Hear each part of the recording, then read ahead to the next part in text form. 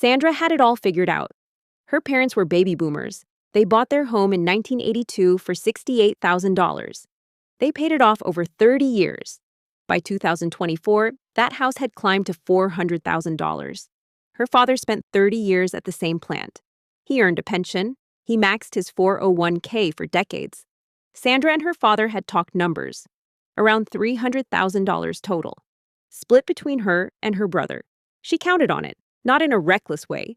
She had her own job, her own savings, her own retirement account, but somewhere in the back of her plan, that inheritance sat like a cushion. It made the gap between her savings and her goal feel manageable. She told herself she would never need it. She was glad it was there. Then her mother slipped in the bathroom, a fractured hip. Recovery started at a skilled nursing facility. It never finished. Her mother's thinking declined during rehabilitation. The doctors said this pattern was common. Within 8 months, she was in memory care, $11,000 per month. Her father had health problems of his own 2 years later.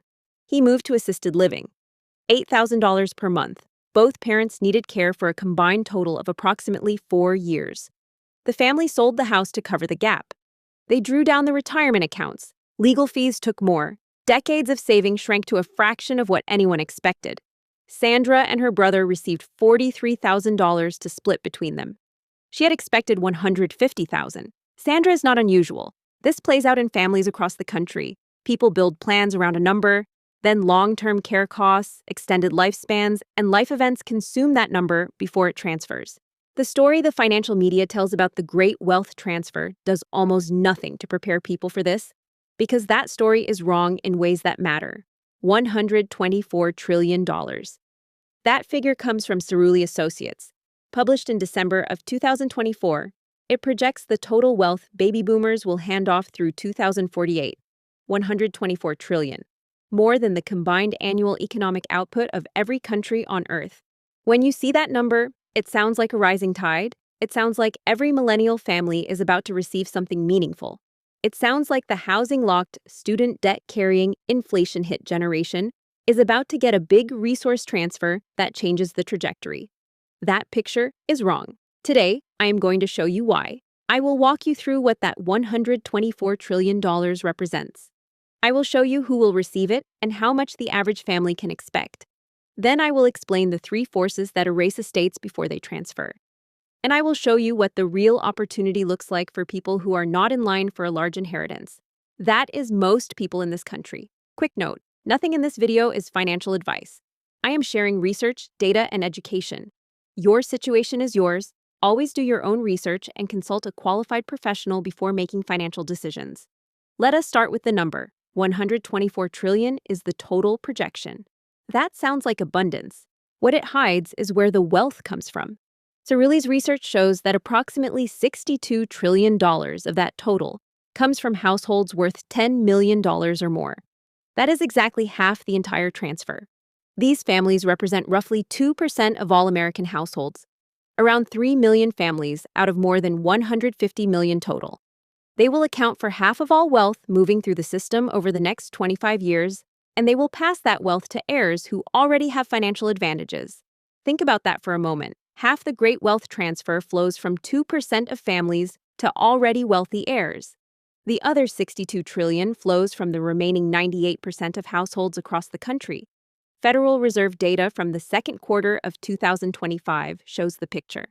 The top 1% of American households holds 31.7% of all wealth. The bottom 50% holds 2.5%. That gap has not closed in 40 years. Teresa Ghilarducci is a labor economist whose work the CFA Institute cited in their February 2025 analysis. She put it plainly. After removing the wealthiest 10%, the median inheritance for the remaining 90% of Americans is close to zero. Close to zero. That is not cynicism. That is what the distribution produces when you weight it by concentration and account for the spending that happens before any transfer occurs. Northwestern Mutual ran a survey in 2024. 1 in 3 millennials said they expect to receive an inheritance at some point. In the same survey, only 22% of baby boomers said they plan to leave one. The gap between expecting and giving is enormous. That gap has real consequences for any financial plan that relies on a number that may never arrive. The Federal Reserve's Survey of Consumer Finances tells a similar story through actual data rather than expectations. Only 1 in 5 Americans has ever received any inheritance at all. Among those who did receive something, the median amount for the bottom half of the wealth distribution was less than $50,000. Half of those inheritances went entirely toward paying off existing debts before the recipient saw any benefit from the money. The families who receive seven-figure inheritances are real. They show up in the headline number. They are not the typical experience. The typical experience is nothing, or a small amount that arrived too late and too reduced to change any trajectory. That is what most people are quietly planning around. A number that may not arrive, or one that arrives much smaller than expected, or one that comes too late to compound, or one consumed by a parent's final years of care. The gap between expecting and giving is enormous. That gap has real consequences for any financial plan that relies on a number that may never arrive. Here's the layer most coverage misses. Cerulli projects millennials will receive approximately $46 trillion total. Generation X will receive approximately $39 trillion. These figures sound large. Then you divide them by the number of people in each generation. Millennials alone number approximately 72 million in the United States. $46 trillion, weighted by how concentrated the wealth is at the top, produces a median outcome very different from the average the headline implies. The average gets pushed up by a few enormous transfers at the top. Most families experience the median. The headline gives you the average. Your life will give you the median. Now, let us talk about where expected inheritances disappear before they arrive. 3 forces reshape family estates right now. Each operates on the same pool of assets. Together, they consume far more than most families ever discuss out loud. The first force is long-term care. Genworth publishes an annual cost of care survey. In 2024, the median cost of a private nursing home room hit $108,000 per year. That is $9,000 per month. Memory care units, which serve people with dementia and cognitive decline, run between $10,000 and $14,000 per month.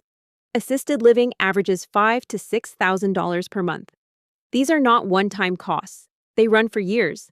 The average skilled nursing stay in the United States runs approximately 2.5 years. For dementia, the span from diagnosis to death typically runs 8 to 12 years. The Alzheimer's Association reports approximately 6.9 million Americans have the disease right now.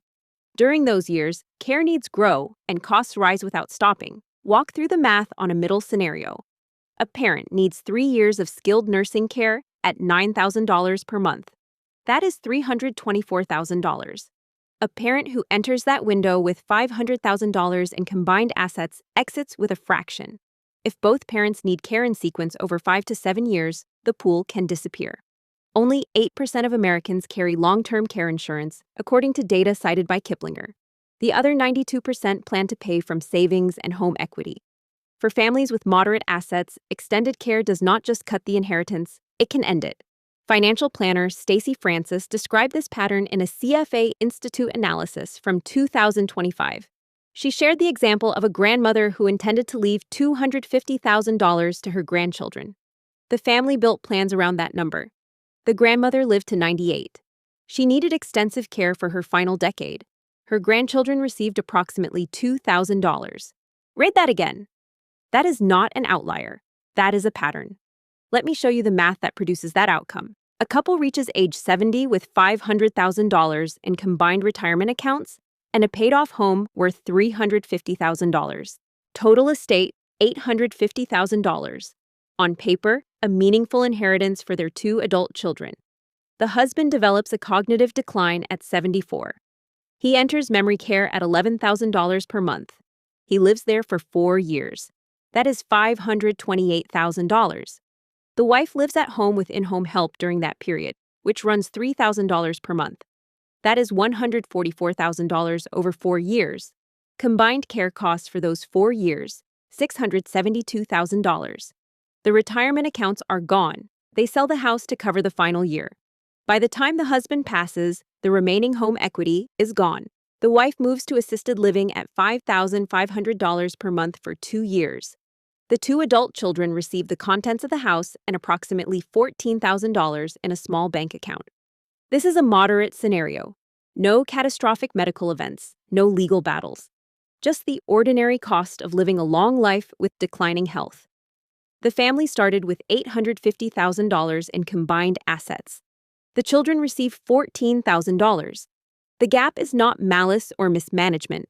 It is simple arithmetic applied to real care costs over real years.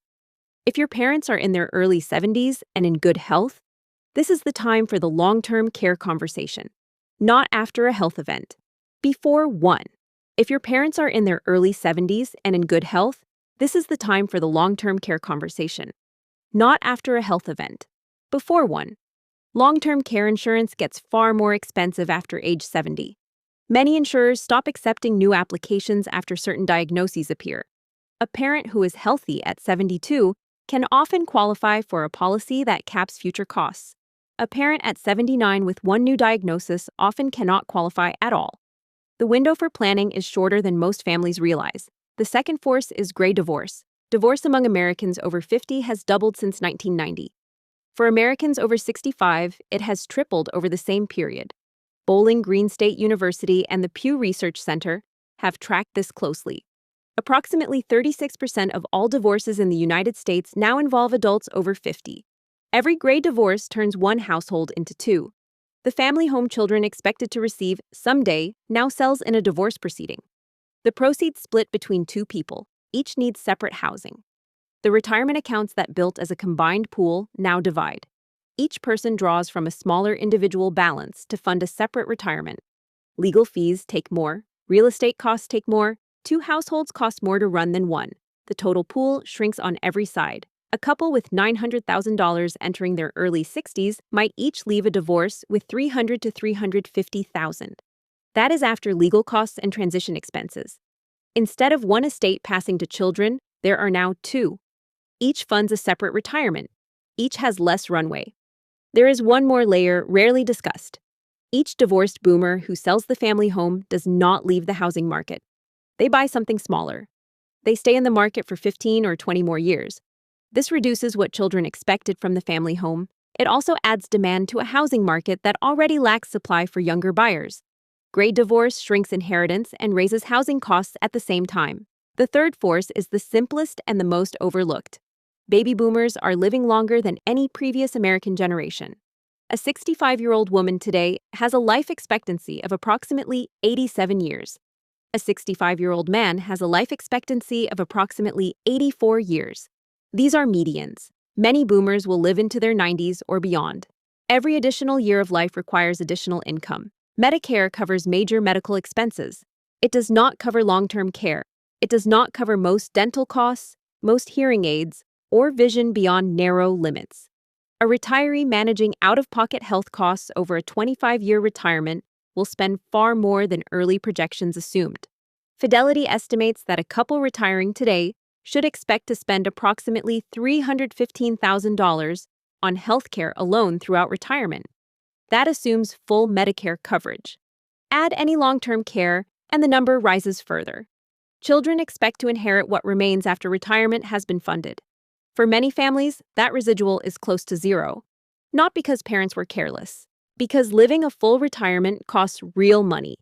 That is what retirement savings exist to fund. Here is what all three forces mean together. Long-term care costs rise year over year. Gray divorce rates among boomers keep climbing. Longevity extends the window during which assets are spent rather than preserved.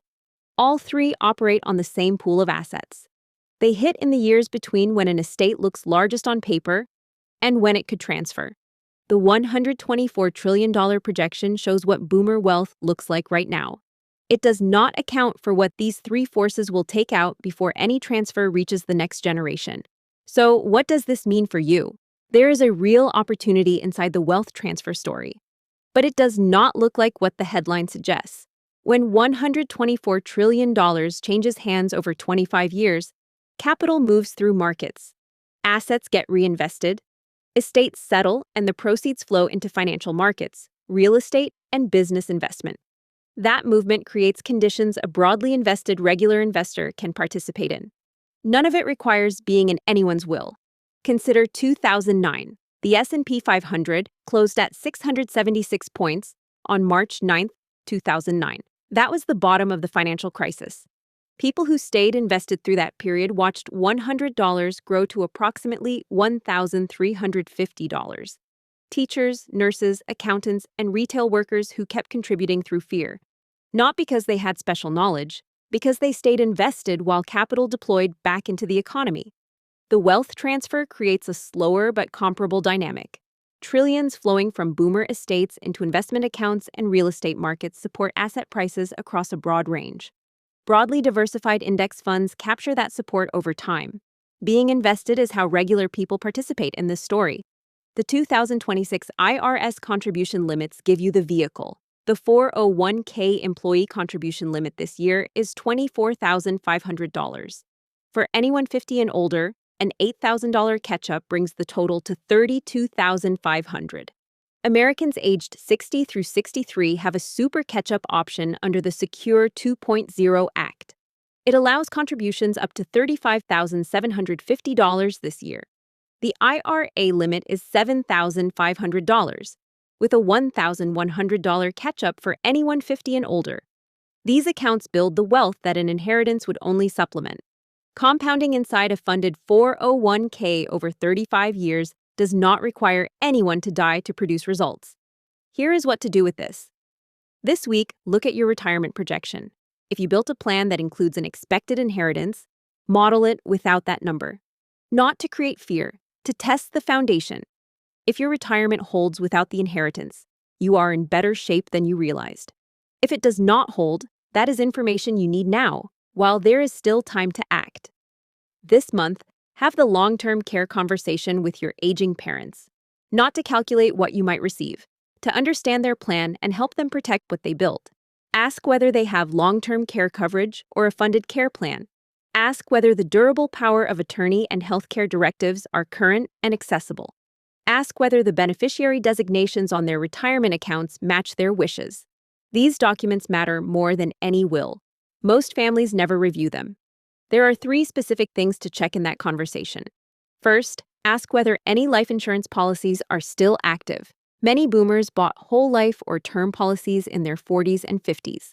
Some have let them lapse. Some forgot they existed.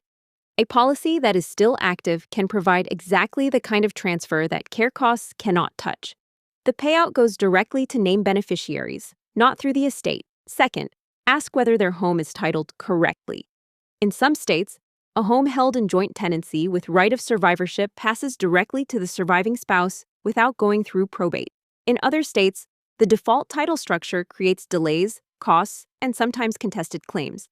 A 30-minute conversation with an estate attorney can clarify this and prevent a problem that costs far more to fix later. Third, ask about Medicaid planning if their assets are modest. Medicaid covers long-term care costs for people who meet income and asset limits. The rules are complex and vary by state. Families that plan ahead can sometimes protect a portion of assets. The legal structures that allow this are unavailable once a health crisis has started. This is not a conversation for after the crisis. It is a conversation for right now. These are practical conversations. They are not comfortable ones. Most families avoid them until a health event forces the issue. By then, the options are fewer and the costs are higher. The families who have these conversations early are the ones who end up with plans rather than emergencies. This quarter, check your 401k contribution rate and raise it by 2% if you can. On a $60,000 salary, 2% is $100 per month. Over 20 years at 7% average annual returns. That $100 compounds to approximately $52,000. Add it to your base contributions, and the gap between where you are and where you need to be starts to close. If you are over 50 and not using the catch-up provisions available to you, start this month. The $8,000 401k catch-up alone adds approximately $667 per month into your retirement account. Over 15 years at 7%, that one change adds approximately $168,000 to your balance. Sandra rebuilt. It took time to stop being angry about the gap between what she expected and what arrived. The anger was fair. Nobody had warned her how common that outcome was. Nobody explained that the inheritance she counted on sat inside a 25-year window of risk. Care costs, longevity, gray divorce. No estate plan fully controls those variables. When she made that shift, everything changed. She maxed her contributions. She stopped putting off savings decisions that felt like they could wait. She stopped treating a potential inheritance as a backstop. She started treating her own 401k as the only backstop she could count on. She is 62 now. Her retirement account holds more than she once thought possible, not because of a windfall, because of a habit she started late and kept. The Great Wealth Transfer is the largest movement of assets in American history. For most families, the transfer that actually changes retirement has nothing to do with a parent's estate. It comes from compounding inside their own accounts, built over decades, without waiting on anyone. That transfer is available to you right now. The only question is when you decide to start.